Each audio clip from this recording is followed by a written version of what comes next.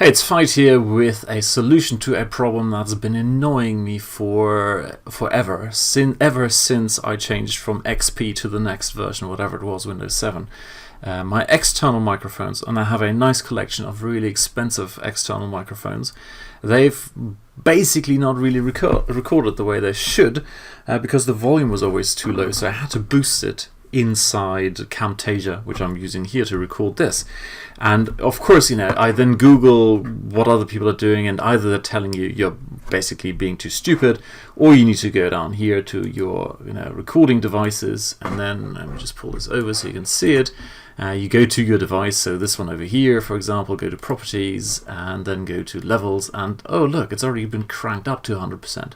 Now apparently, when you've got an inbuilt microphone, there's another thing in here that says boost microphone. And it turns out, and this is how I kind of find the solution, when I go to my own computer, Realtek, where's that audio manager? So this is on my laptop. The inbuilt microphone, by default, has I've leveled this down now, because I no longer use it, but by default it was at plus 10 dB. And that kind of got me to the solution. So it's not a case that the external microphone is artificially muted by Windows 10. No, it's the other way around. The internal microphone of my computer was artificially boosted.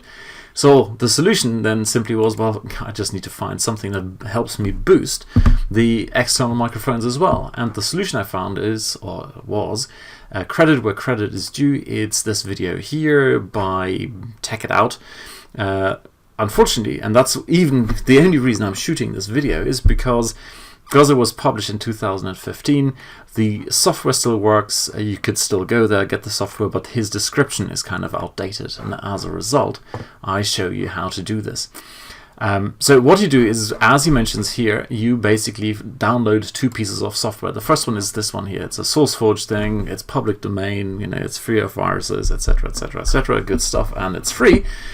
And this piece of software doesn't have a user interface. So this is the bit that does the magic in the background. But without user interface, you kind of had to go in there and fiddle with stuff.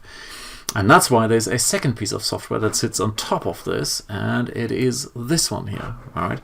Now I'll tell you why I'm shooting this video, because I went wrong. I installed this and it says, hey, by the way, you need to activate me for whatever microphone you want to use. And I went, yeah, well, I'm in such a rush, and I didn't have my blue ball, blue ice, whatever it is, plugged in. So I said, I'll do it later.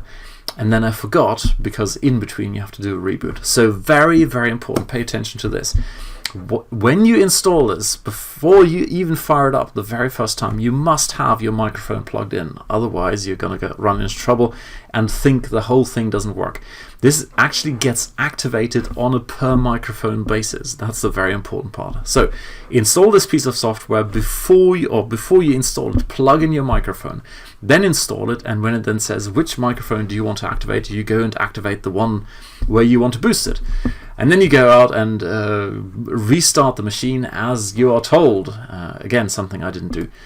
And then you install Peace Equalizer. Now, in the original video, there's a whole complicated set of instructions. I don't know why it's not loading, whatever. There's a set of instructions down here below, and none of those are necessary. You can ignore all of that, because Peace Equalizer now is so clever to simply ask you, hey, do you want me to install myself in the same directory as Equalizer APO? And you go, yes, you just go and do that.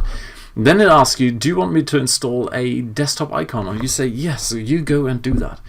And then basically, once you've done that's really it. You get a little icon, which can I show you? Let me see if I can pull over here.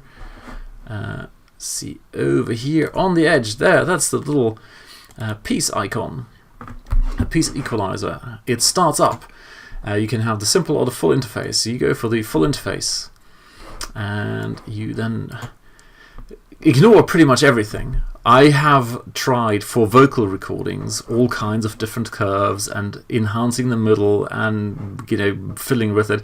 Solid. Go for flatten, right? A completely flat curve here.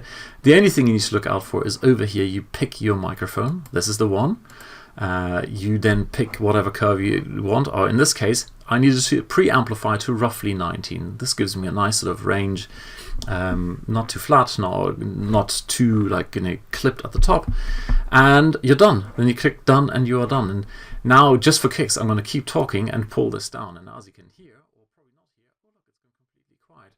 And now we're going back to my previous 19. There you go.